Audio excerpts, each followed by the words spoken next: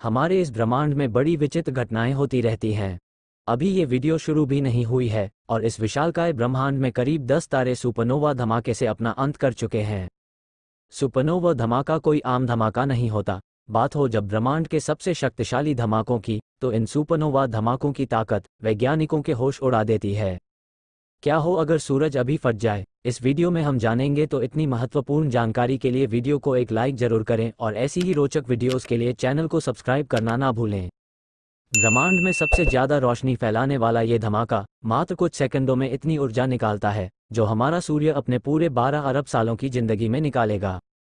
खैर, तारों की वजह से ही सुपरनोवा धमाके होते हैं और हमारा सूर्य भी एक तारा है। हालांकि ये इतना भारी तारा नहीं है, पर अपने बचे हुए 7 अरब सालों की जिंदगी में ऐसा संभव हो सकता है कि ये भी विशालकाय तारा बनकर शायद एक सुपरनोवा धमाका कर दे। अगर ऐसा हुआ तो हमारा सूर्य किस तरह से सुपरनोवा धमाका करेगा और धमाका करने के बाद ये हमारी पृथ्वी पर क्या प्रभाव डालेगा, और क्या हमारे पास इस धमाके से बचने का कोई तरीका होगा, चलिए जानते हैं।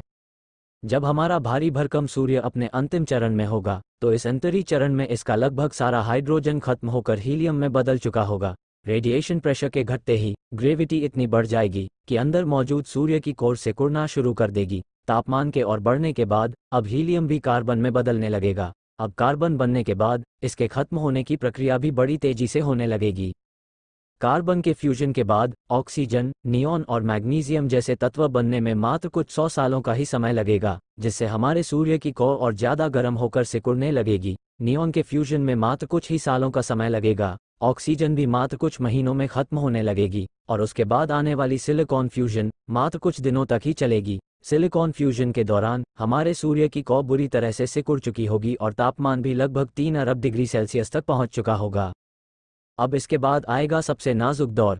सिलिकॉन फ्यूजन के चलते अब हमारे सूर्य में प्रेशर कम होगा और भारी तत्व जैसे कि कोबाल्ट, निकल और आयरन बनना शुरू हो जाएंगे। पर ये सभी तत्व इतने स्थिर होंगे कि आगे किसी भी प्रकार का फ्यूजन रिएक्शन नहीं होगा। इसके बदले में गुरुत्वाकर्षण के जबरदस्त खिंचाव के चलते हमारे सूर्य की घनी कोर ढहने लगेगी और फिर होगा एक बेहद जोरदार का विस्फोट। हमारा सूर्य अब सुपरनोवा धमाका कर चुका है। इस दौरान अनियंत्रित फ्यूजन के चलते कई इलेक्ट्रॉन प्रोटॉन से मिलकर न्यूट्रॉन बनाकर ऊर्जा छोड़ना शुरू करेंगे।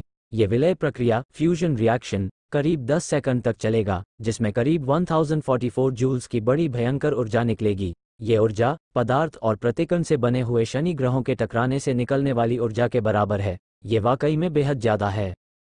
यह ऊर्जा कॉस्मिक किरणों या रेडिएशन के रूप में धमाके से तेज गति निकलने वाले तारे के मैटर की और न्यूट्रिनो पार्टिकल्स के रूप में बाहर निकलेगी। ये तीनों प्रकार के चीजें अपनी एनर्जी से किसी भी ग्रह पर जीवन को नष्ट करने में सक्षम है। बात करें कॉस्मिक रेज की रेडिएशन एनर्जी की, तो ये सबसे पहले कुछ समय बाद ही बाहरी सतह पर आएगी, यानी इसे बाहर निकलने में समय लगेगा, जिसके बाद ये प्रकाश की गति से सब कुछ नष्ट करते हुए पृथ्वी से टकराएंगी। पृथ्वी का वायुमंडल, समुद्र और इसका पूरा हिस्सा इन रेडिएशन की वजह से बुरी तरह से झुलस चुका होगा। इसके ठीक बाद ही तारे का मैटर बेहद तेज गति से पृथ्वी पर बची कुची तबाही मचाना शुरू करेगा और पूरी पृथ्वी नष्ट हो चुकी होगी। ऐसे में जीवन की कल्पना करना बेवकूफ़ी ही होगी। खास बात यह है कि आप इस तबाही को होते हुए देख नहीं पाएंगे। रेडिएशंस और तारे के पदार्थ की ऊर्जा के पृथ्वी पर आने से पहले ही यहाँ जीवन खत्म हो चुका होगा। ऐसा इसलिए क्योंकि सुपरनोवा धमाके से निकलने वाले न्यूट्रिनो पार्टिकल्स रेडिएशंस से पहले ही यहाँ पृथ्वी पर अपना काम कर चुके होंगे। रेडिएशंस को पृथ्वी पर आने में कुछ समय तो लगेगा, पर ये न्यूट्रिनो पार्टिकल्स सबसे पहले सुपरनोवा धमाके से निकलकर पृथ्वी पर विनाश करना शुरू कर देंगे। न्यूट्रिनो पार्टिकल्स और इनकी ताकत क्या है? ये न्यूट्रिनो पार्टिकल्स बड़े ही विचित्र होते हैं, जो आम पदार्थ से सहभागिता नहीं करते, यानी पृथ्वी पर मौजूद किसी भी चीज पर इन्हें पता करना लगभग नामुमकिन है। इन्हें पता करने की संभावना बेहद ही कम है। मजेदार बात तो यह है कि ये न्यूट्रिनो पार्टिकल्स लगातार हमारी पृथ्वी और खुद हमारे शरीर से टकराते ही रहते हैं, पर इनकी ऊर्जा उतनी नहीं होती जिससे हम इन्हें अनुभव कर सकें। हर सेकंड हमारा सूर्य अभी 4 गुना 1026 जूल्स ऊर्जा पैदा करता है, जिस दौरान करीब 70 लाख करोड़ न्यूट्रिनोज हमारे शरीर से गुजरते हैं, पर इनकी एनर्जी कोई खास नहीं होती। सुपरनोवा धमाके के दौरान करीब 1058 न्यूट्रिनोज बड़ी तेज रफ्तार से बाहर निकलते हैं। ध्यान देने वाली बात यह है कि सुपरनोवा धमाके की करीब 99% एनर्जी इन्हीं न्यूट्रिनो पार्टिकल्स में ही समाई होती है। ऐसे में इन न्यूट्रिनोज की किसी भी चीज से टकराने की संभावना कई गुना बढ़ जाएगी। इनका प्रवाह करीब 1 अरब करोड़ गुना तक बढ़ जाएगा, जो किसी भी सिंगल सेल जीव से लेकर मनुष्यों तक का संपूर्ण सफाया कर देगी। पूरी पृथ्वी ही अंदर से बाहर तक बुरी तरह उबल चुकी होगी। सबसे डरावनी बात तो ये है कि हम इन न्यूट्रिनोज के आतंक को देख और महसूस तक नहीं कर पाएंगे। मात्र कुछ ही सेकंडों में बिना किसी सिग्नल के पृथ्वी का अंत हो चुका होगा। इन न्यूट्रिनोज का हमला इतना भयानक होगा कि अगर हमारी पृथ्वी से आगे कोई ग्रह या खुद कोई न्यूट्रॉन तारा भी पहले से हो, तो भी ये न्यूट्रिनोज हमारी पृथ्वी से साथ साथ पूरे सौरमंडल पर जीवन का अंत कर देंगे।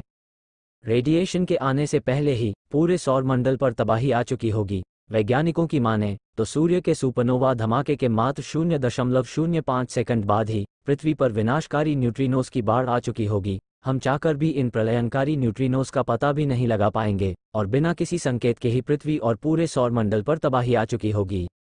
कुल मिलाकर देखें तो अगर भविष्य में हमारा सूर्य सुपरनोवा धमाका करता है या कोई भी भटकता हुआ विशालकाय तारा सौरमंडल के आसपास अपना अंत करता है, तो ये एक पल में ही प्रलय ला सकते हैं। पूरी वीडियो देखने के लिए धन्यवाद।